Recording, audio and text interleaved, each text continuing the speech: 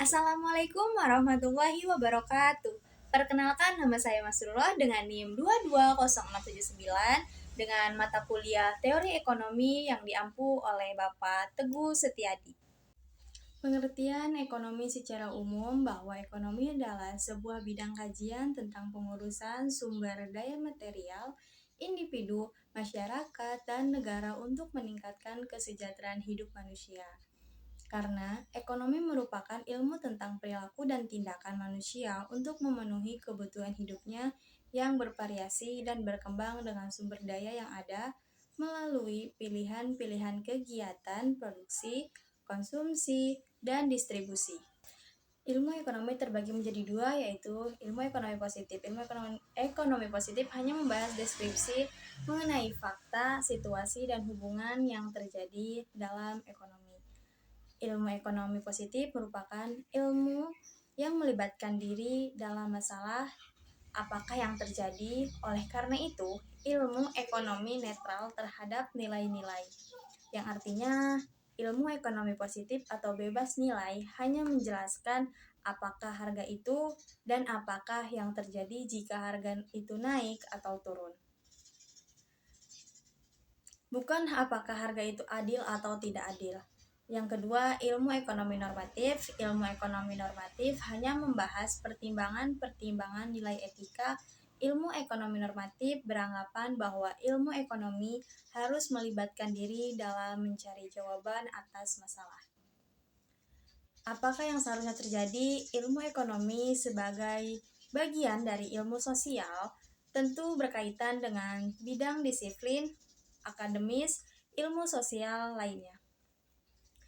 Yaitu contohnya seperti ilmu ekonomi politik, sosiologi, psikologi, antropologi, sejarah, geografi, dan lain-lain. Ruang lingkup ilmu ekonomi terbagi menjadi dua. Yang pertama, ekonomi makro.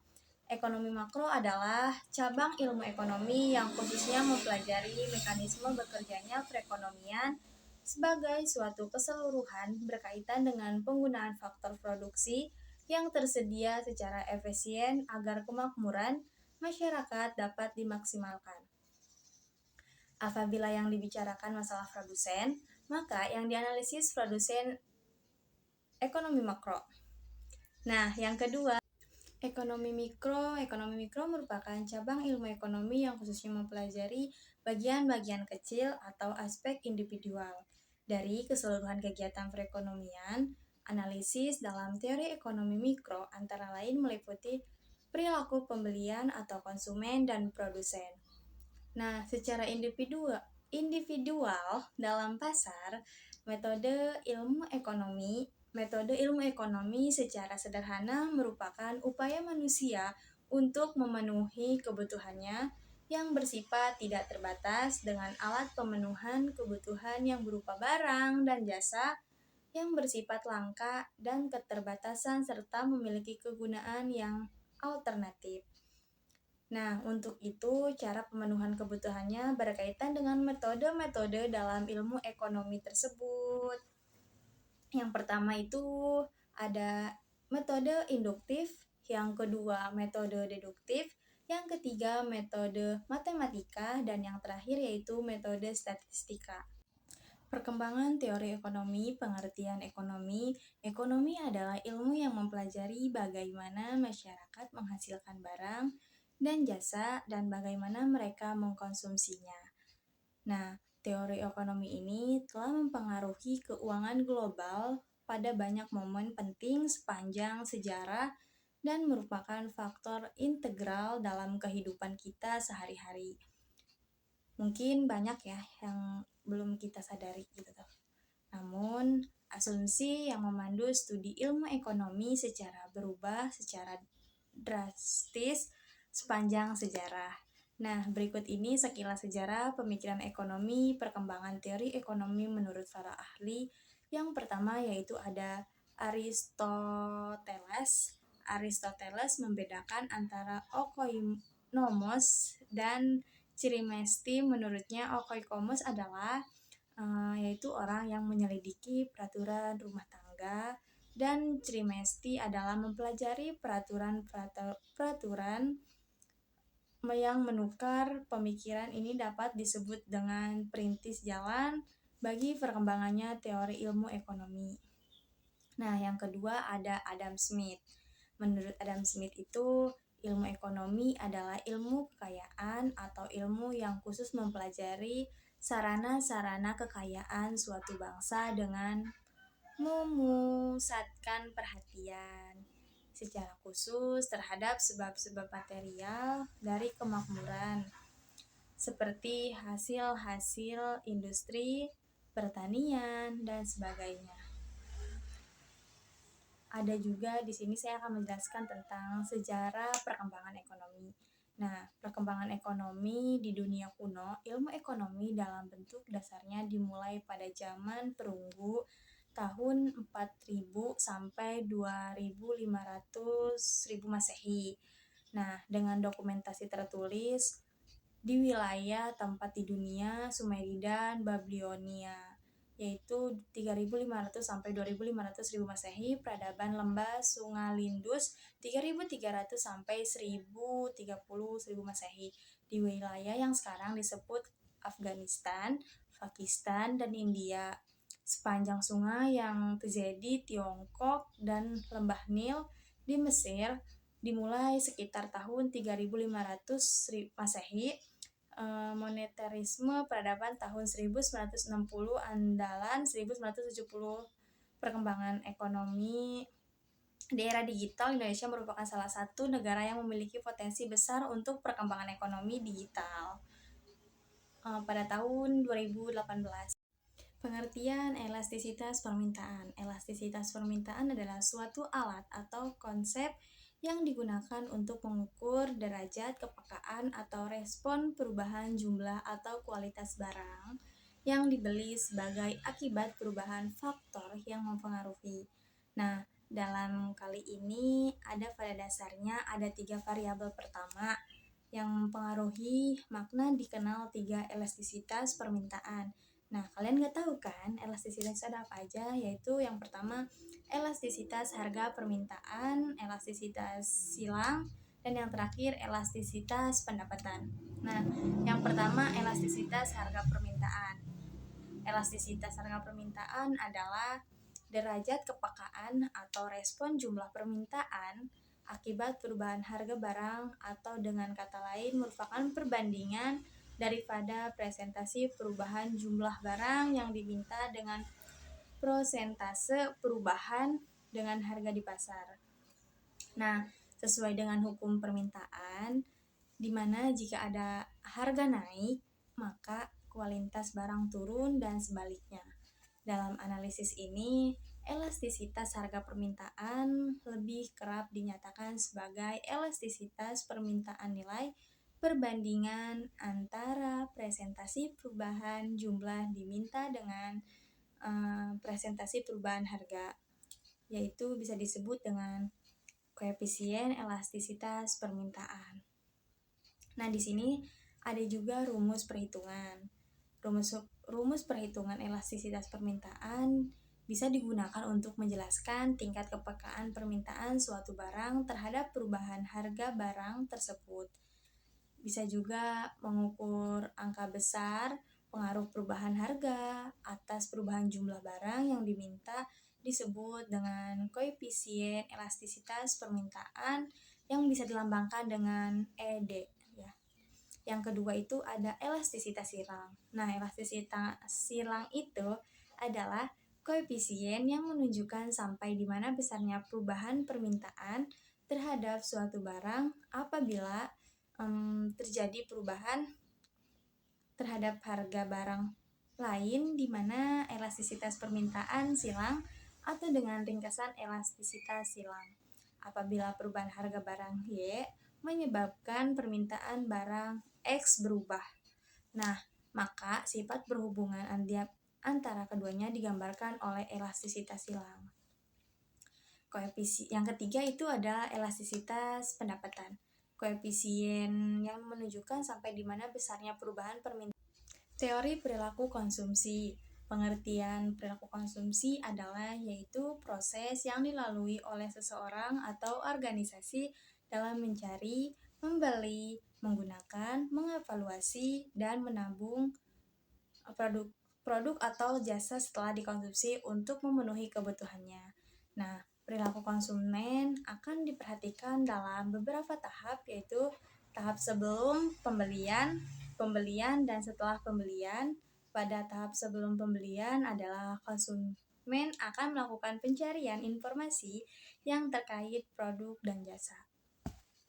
Nah, perilaku konsumen menurut para ahli yaitu kalian belum tahu kan? Nah, saya di sini akan menjelaskan satu persatu ya. Yang pertama itu ada James P. Plange, yaitu perilaku konsumen didefinisikan tindakan-tindakan individu secara langsung terlibat dalam usaha memperoleh dan menggunakan barang-barang jasa ekonomi termasuk proses pengambilan keputusan yang mendahului dan menentukan tindakan-tindakan tersebut pada tahun 1988. Nah, yang kedua itu ada David L. Lawndon. Nah, perilaku konsumen dapat didefinisikan sebagai proses pengembalian keputusan dan aktivitas individu secara fisik yang dilibatkan dalam mengevaluasi, memperoleh, menggunakan atau dapat mempergunakan barang-barang atau jasa pada tahun 1984. Nah, di sini juga ada Gerald Jatman. Nah, perilaku konsumen adalah tindakan-tindakan, proses, dan hubungan sosial yang dilakukan oleh individu, kelompok, dan organisasi dan mendapatkan penggunaan suatu produk atau lainnya sebagai suatu akibat dari pengalaman dengan produk pelayanan dan sumber-sumber lainnya pada tahun 1979. Nah, saya di sini juga akan menjelaskan macam-macam teori perilaku konsumen. Yang pertama yaitu teori ekonomi mikro. Teori ini beranggapan bahwa setiap konsumen akan berusaha memperoleh keputusan maksimal. Nah, yang kedua, psikologi teori. Psikologi teori adalah mendasarkan diri pada faktor-faktor fisiologi individu yang dipengaruhi oleh kekuatan-kekuatan lingkungan.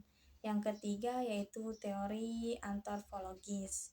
Nah, teori antropologis itu yaitu teori ini juga menekankan perilaku pembelian suatu kelompok masyarakat yang ruang lingkupnya sangat luas seperti kebudayaan, kelas-kelas sosial, dan sebagainya. Yang teori biaya dan penerimaan. Teori biaya adalah jumlah uang atau sumber daya yang dikeluarkan atau dikorbankan untuk mendapatkan atau menghasilkan suatu barang atau jasa. Nah, ini mencakup suatu pengeluaran yang terkait dengan proses produksi, distribusi, atau penyediaan barang atau layanan tertentu.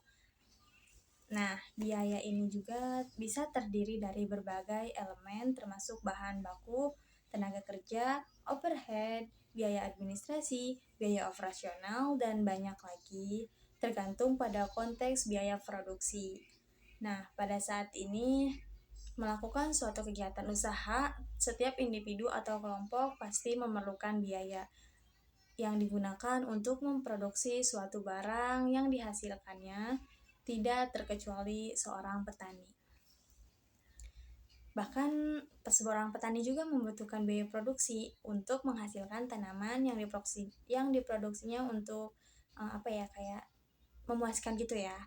Nah, biaya produksi yang dikeluarkan seorang petani selama melakukan kegiatan usaha petani antara lain untuk membayar biaya perawatan tanaman seperti pembelian obat, pembasmi hama, dan juga pupuk yang dapat meningkatkan kualitas tanaman yang diproduksi petani.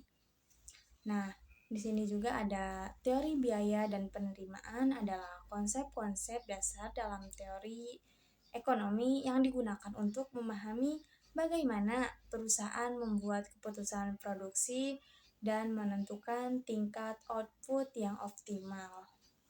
Nah, teori penerimaan dan pendapatan adalah total penerimaan yang diperoleh pada periode tertentu. Perusahaan yang menginginkan laba maksimum akan mengambil keputusan secara marginal. Nah, di mana perusahaan dapat menyesuaikan variabel-variabel yang bisa dikontrol untuk memungkinkan memperoleh laba yang maksimum terhadap, bisa dibagi menjadi tiga ya terhadapnya itu pendapatannya. Yang pertama itu pendapatan total, pendapatan rata-rata, pendapatan marginal. Hubungan antara teori biaya dan penerimaan adalah hubungan antara teori biaya dan penerimaan erat kaitannya dalam analisis ekonomi dan bisnis. Kedua teori ini saling mempengaruhi dan membantu perusahaan atau individu dalam pengambilan keputusan yang berkaitan dengan operasi, investasi, atau kebijakan. Teori produksi dan kegiatan perusahaan. Yang pertama, bentuk-bentuk organisasi perusahaan adalah institusi atau lembaga yang menggunakan atau memanfaatkan dan mengorganisasikan faktor-faktor produksi untuk menghasilkan suatu barang dan jasa. Nah, yang kedua yaitu perusahaan ditinjau dari sudut teori ekonomi. Dalam teori ekonomi, pemisal terpenting dalam menganalisis kegiatan perusahaan adalah mereka akan melakukan kegiatan memproduksi sampai kepada tingkat di mana keuntungan mereka mencapai jumlah yang maksimum. Nah, yang ketiga yaitu fungsi produksi. Fungsi produksi adalah hubungan teknis antara faktor produksi atau input dengan hasil produksi yaitu output.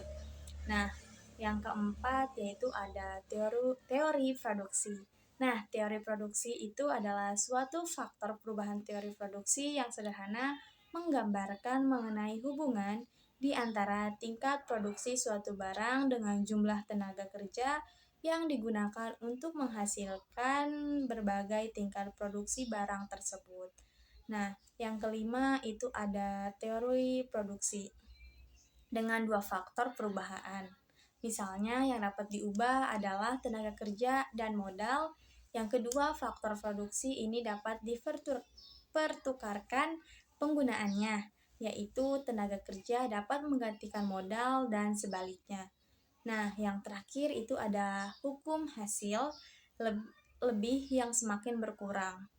Hukum hasil lebih yang semakin berkurang itu adalah menyatakan bahwa apabila faktor produksi yang dapat diubah jumlahnya terus-menerus, nah ditambah sebanyak 1 unit, pada mulanya produksi total akan semakin banyak pertambahannya.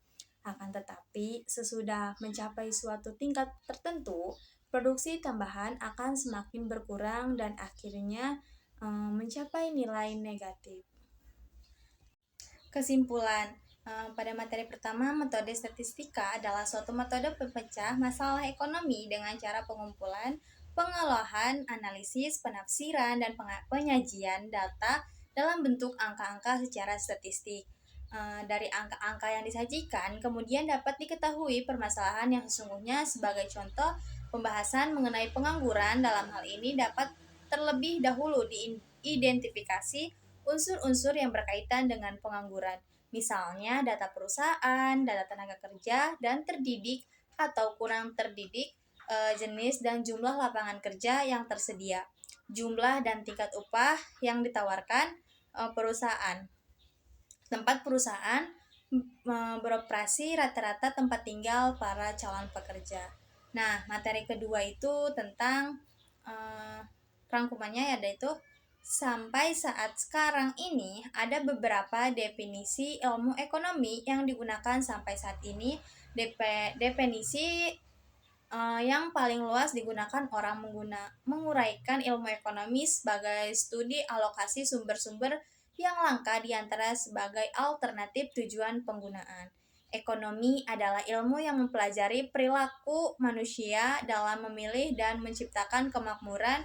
Inti masalah ekonomi adalah adanya ketidakseimbangan antara kebutuhan manusia dan tidak terbatas dengan alat pemuas kebutuhan yang sejumlahnya terbatas. Permasalahan itu kemudian menyebabkan timbulnya kelangkaan.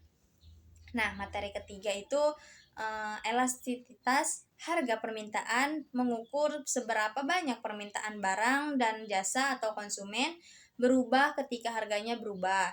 Elastisitas permintaan ditunjukkan dalam bentuk prosentase perubahan atas kualitas yang diminta sebagai akibat dari suatu persen perubahan harga. Elastisitas harga penawaran mengukur seberapa banyak penawaran barang dan jasa berubah ketika harganya berubah. Elastisitas harga ditunjukkan dalam bentuk presentase perubahan atas kualitas yang ditawarkan sebagai akibat dari suatu persen berubah harga. Nah, materi kelima itu penerapan teori biaya dan penerimaan membantu perusahaan dalam membuat keputusan berbasis data yang lebih baik. Menghindari kerugian dan memaksimalkan laba ini juga menjadi alat penting dalam perencanaan strategis, evaluasi proyek, dan pengelolaan keuangan. Perusahaan tenaga kerja ini hanya biara yang penerimaan memberikan alat analisis yang kuat. Materi 6 yaitu organisasi perusahaan dapat dibedakan menjadi 3 bentuk secara umum, yaitu perusahaan perseorangan, perusahaan perkongsian atau firma, dan perseorangan terbatas atau PT, di mana masing-masing memiliki kelebihan dan kelemahan yang mendasar. Dalam teori ekonomi, berbagai jenis perusahaan dipandang sebagai unit-unit badan usaha yang mempunyai tujuan yang sama, yaitu mencapai keuntungan yang maksimum dengan menggunakan faktor-faktor produksi dengan cara yang seefisien mungkin, sehingga usaha memaksimumkan keuntungan dapat dicapai dengan cara yang dari sudut ekonomi dipandang sebagai cara yang paling efisien. Struktur pasar mengacu pada karakteristik dan organisasi pasar tempat perusahaan berprofesi. Ada beberapa jenis struktur pasar, masing-masing memiliki fitur unik dan implikasinya terhadap persaingan dan penetapan harga. Struktur pasar utama meliputi persaingan sempurna, persaingan monopolistik, oligopoly, dan monopoli. Nah, yang pertama yaitu persaingan sempurna. Dalam persaingan sempurna terhadap banyak perusahaan kecil yang menghasilkan produk yang homogen. Contohnya itu seperti pasar pertanian, tempat banyak petani menjual produk serupa seperti gandum atau jagung, ya. Dan yang kedua yaitu persaingan monopolistik. Persaingan monopolistik menampilkan banyak perusahaan yang menjual produk serupa tetapi tidak identik. Nah, contohnya itu seperti pasar makanan cepat saji, di mana terdapat banyak restoran atau masing-masing penawaran produk yang sedikit berbeda. Nah, yang ketiga itu ada oligopoly. Nah, oligopoly itu terdiri dari beberapa perusahaan besar yang mendominasi pasar. Contohnya itu seperti industri otomotif, di mana sejumlah kecil perusahaan besar menguasai sebagai besar pasar. Nah, yang keempat yaitu monopoli. Monopoli terjadi karena hanya ada satu penyediaan produk atau jasa tanpa pengganti yang dekat. Contohnya itu seperti perusahaan gas alam lokal di suatu daerah yang tidak ada penyediaan gas lainnya. Setiap struktur pasar memiliki implikasi berbeda terhadap harga, persaingan, dan efisiensi. Memahami struktur ini sangat penting bagi pembuat kebijakan dunia usaha dan konsumen untuk memahami dinamika berbagai pasar dan potensi dampaknya terhadap harga dan kesejahteraan konsumen. Pendapatan nasional mengacu pada total pendapatan yang diperoleh oleh semua faktor produksi dalam suatu negara selama periode waktu tertentu. Pendapatan nasional dapat diukur dengan beberapa pendekatan, termasuk pendapatan dari sektor rumah tangga, pendapatan dari sektor bisnis, dan pendapatan dari sektor pemerintah. Berikut adalah rangkuman tentang pendapatan nasional secara detail beserta contohnya. Nah, yang pertama itu pendekatan nasional. Pendekatan nasional bruto gross national income atau GNI, total pendapatan yang diperoleh oleh warga negara suatu negara, baik yang diperoleh dalam negeri maupun di luar negeri.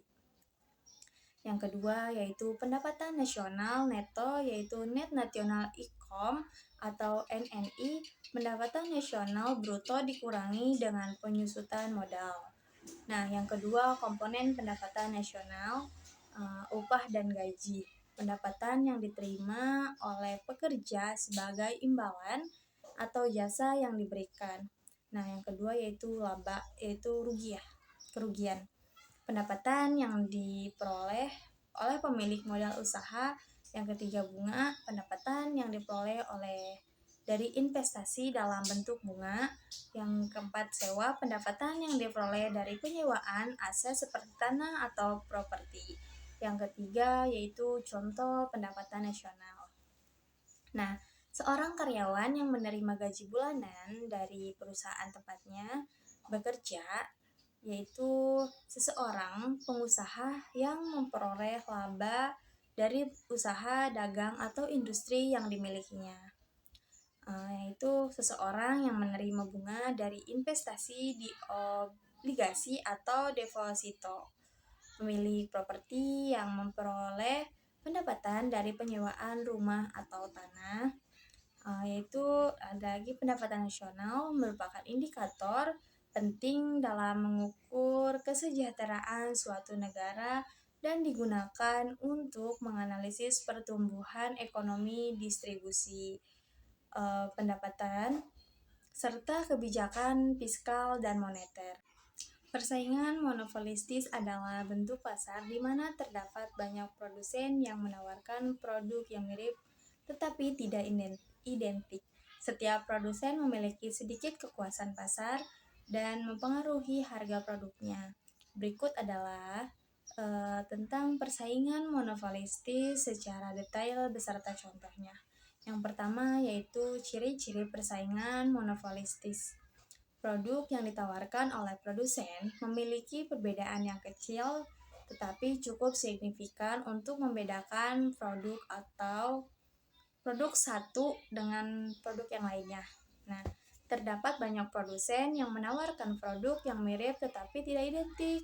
Ada juga setiap produsen memiliki sedikit kekuasaan pasar dan dapat mempengaruhi harga produknya.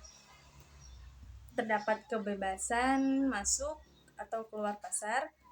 Yang kedua, strategi produsen dalam persaingan monopolistis.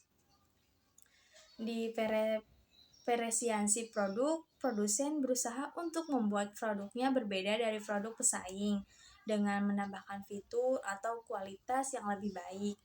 Iklan dan promosi. Produsen menggunakan iklan dan promosi untuk menarik perhatian konsumen dan membedakan produknya dari produk persaingan. Nah, penentuan harga pun ada ya, mungkin dari yang sebelah kayak berapa, yang dari kita berapa gitu tuh.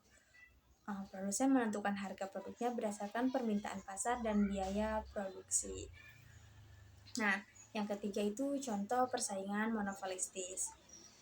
Industri pakaian di mana terdapat banyak merek yang menawarkan produk yang mirip tetapi memiliki perbedaan dalam desain, kualitas, dan merek. Industri makanan cepat saji di mana terdapat banyak merek yang menawarkan produk yang mirip tetapi memiliki perbedaan dalam rasa, ukuran, dan harga. Industri kosmetik di mana terdapat banyak merek yang menawarkan produk yang mirip tetapi memiliki perbedaan dalam kualitas, bahan, dan merek. Mungkin labelnya sama, tapi dalamnya mungkin kayak dari warna juga pasti beda ya, nggak mungkin kayak sama semua gitu tuh. Persaingan monopolistik dapat memberikan keuntungan bagi konsumen karena adanya pilihan produk yang beragam dari inovasi produk yang terus berkembang. Namun, persaingan ini juga dapat menyebabkan harga produk yang lebih tinggi dan biaya iklan yang lebih besar untuk membedakan produk dari pesaing tersebut. Pasar bebas merujuk pada kondisi di mana kegiatan ekonomi diatur oleh mekanisme pasar tanpa campur tangan pemerintah yang signifikan. Kebijakan pemerintah dalam konteks ini dapat mencakup berbagai aspek, mulai dari regulasi pasar hingga investasi langsung dalam aktivitas ekonomi. Berikut adalah tentang pasar bebas dan kebijakan pemerintah secara detail beserta contohnya. Nah, yang pertama ada pasar bebas. Pasar bebas menekankan pada prinsip persaingan yang sehat di mana harga ditentukan oleh mekanisme pasar yaitu permintaan dan penawaran tanpa campur tangan pemerintah yang berlebihan. Nah, faktor-faktor produksi, harga, dan alokasi sumber daya ditentukan oleh kekuatan pasar dan mekanisme persaingan. Pasar bebas mendorong inovasi, efisiensi, dan pilihan konsumen yang lebih luas. Yang kedua, kebijakan pemerintah. Regulasi pasar, pemerintah dapat mengatur pasar untuk mencegah monopoli, memastikan transparansi, dan melindungi konsumen dari praktis bisnis yang merugikan. Eh, Investasi fiskal, pemerintah dapat menggunakan kebijakan fiskal seperti pajak dan subsidi untuk mengatur distribusi pendapatan dan mengendalikan inflasi. Investasi moneter, pemerintah memulai bank sentral dapat mengatur suku bunga dan pasokan uang untuk mengendalikan inflasi dan pertumbuhan ekonomi. Yang ketiga, contoh pasar bebas dan kebijakan pemerintah yaitu pasar bebas. Amerika Serikat dikenal memiliki pasar yang relatif bebas dengan sedikit campur tangan pemerintah dalam aktivitas ekonomi. Nah, perusahaan dapat bersaing secara bebas dalam menentukan harga dan strategi bisnis mereka. Nah, ada juga kebijakan regulasi. Ini di Eropa ya, memiliki regulasi yang ketat terkait persaingan usaha untuk mencegah praktik monopoli dan oligopoli yang merugikan konsumen. Ada lagi investasi fiskal, pemerintah India memberlakukan subsidi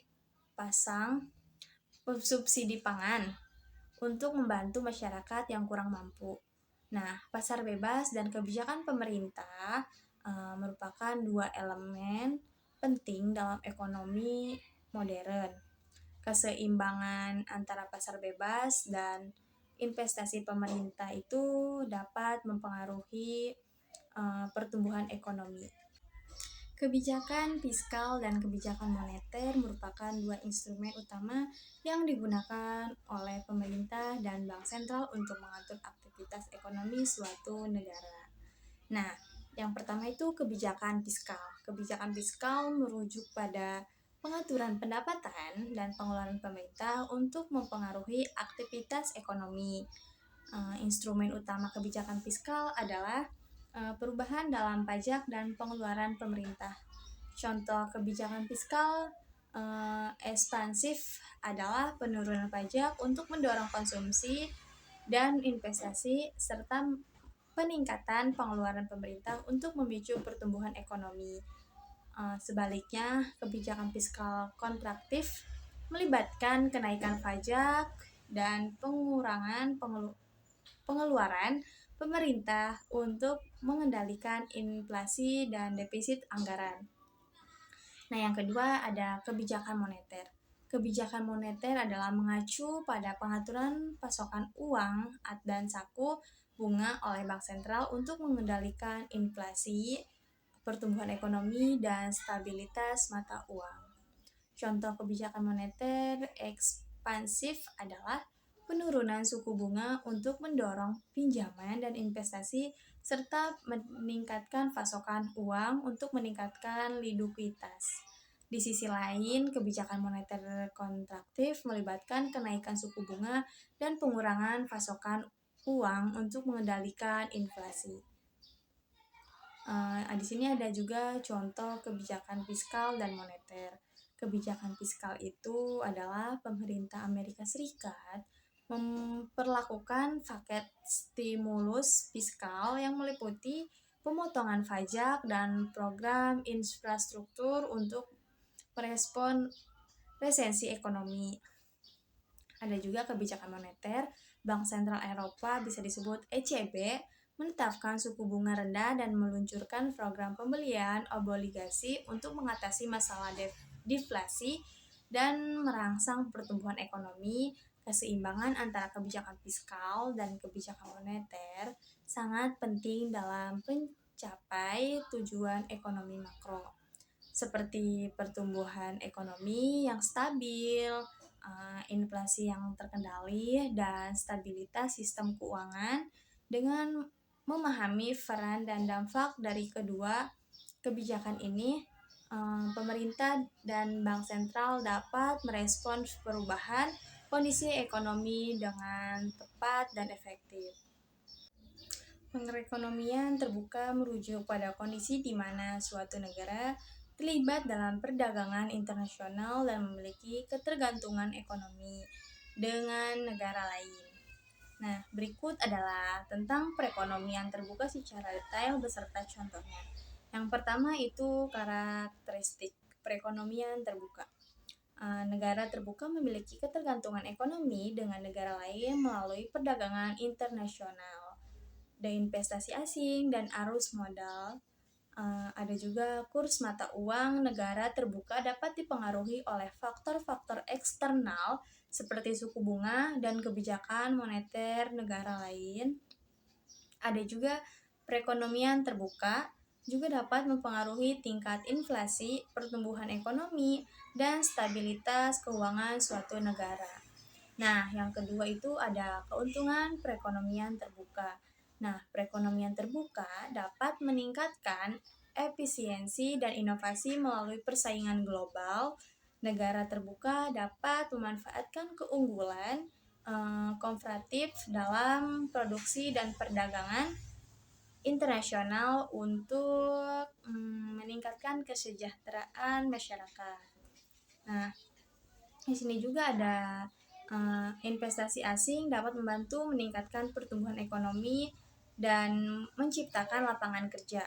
Nah, yang ketiga itu ada tantangan perekonomian terbuka. Perekonomian terbuka dapat mengalami volatilitas dan kestabilan akibat fluktuasi pasar global dan arus global. Nah, ada juga ketergantungan ekonomi dengan negara lain dapat mempengaruhi kebijakan ekonomi dan kebijakan luar negeri suatu negara. Ada juga persaingan global dapat mempengaruhi industri domestik dan menciptakan ketimpangan dalam distribusi pendapatan. Nah, di sini juga ada contoh perekonomian terbuka. Kita ngambilnya dari negara Jepang ya. Dari negara Jepang itu adalah contoh perekonomian terbuka yang sangat tergantung pada perdagangan internasional dan investasi asing. Negara itu juga memiliki surplus perdagangan yang besar dan bergantung pada ekspor untuk pertumbuhan ekonomi. Yang kedua itu ada Amerika Serikat, juga merupakan contoh perekonomian terbuka yang memiliki ketergantungan ekonomi dengan negara lain melalui perdagangan internasional dan arus modal. Itu adalah negara-negara yang memiliki defisit perdagangan yang besar dan bergantung pada impor untuk memenuhi kebutuhan domestik. Kesimpulan materi pertama adalah pasar merupakan tempat bertemunya antara penjual dan pembeli, baik secara langsung maupun tidak langsung. Pada analisis ekonomi, struktur pasar dibedakan menjadi pasar persaingan sempurna dan pasar persaingan tidak sempurna, atau bisa disebut yang meliputi monopoli, oligopoli, duopoli, monopolistik, monopsoni, duopsoni, dan oligopsoni. Nah, materi yang kedua itu pendapatan nasional antara jumlah pendapatan yang diterima oleh seluruh rumah tangga keluarga di suatu negara dari penyerahan faktor-faktor produksi dalam satu periode, biasanya selama setahun, yang dijadikan sebagai salah satu indikator untuk dapat mengukur perkembangan tingkat pembangunan dan kesejahteraan pada suatu negara dalam waktu ke waktu. Nah, di sini ada kesimpulan materi ketiga, yaitu pasar persaingan monopolistik adalah suatu pasar di mana terdapat banyak produsen yang menghasilkan barang yang berbeda corak, di mana memiliki ciri-ciri, yaitu terdapat pada banyak penjual, barangnya bersifat berbeda corak, dapat mempengaruhi harga, keluar masuk relatif mudah, dan banyak melakukan persaingan bukan harga. Persaingan monopolitis memiliki kelebihan, yaitu diantaranya adalah Yang pertama yaitu menghasilkan barang yang berbeda corak dan distribusi pendapatan dalam masyarakat lebih merata. Sedangkan kelemahannya itu adalah memiliki tingkat persaingan yang tinggi dan dibutuhkan modal yang besar untuk dapat masuk dalam pasar persaingan. Persaingan masuknya ke pasar persaingan monopolitis. Nah, materi yang keempat itu pasar bebas. Pasar bebas adalah pasar di mana pertukaran sukarela dan hukum penawaran dan permintaan menyediakan satu-satunya dasar untuk sistem ekonomi tanpa campur tangan pemerintah. Fitur utama dari pasar bebas adalah tidak adanya transaksi atau kondisi yang dipaksakan atau dipaksa. Pada transaksi, sebagian besar pemerintah masih memberlakukan beberapa kebijakan. Nah, materi yang keenam itu adalah konsep perekonomian. Konsep perekonomian terbuka menjadi fenomena penting dalam dunia globalisasi saat ini. Perekonomian terbuka membuka pintu bagi interaksi ekonomi antar negara, melibatkan perdagangan internasional, aliran modal, dan perubahan nilai tukar mata uang.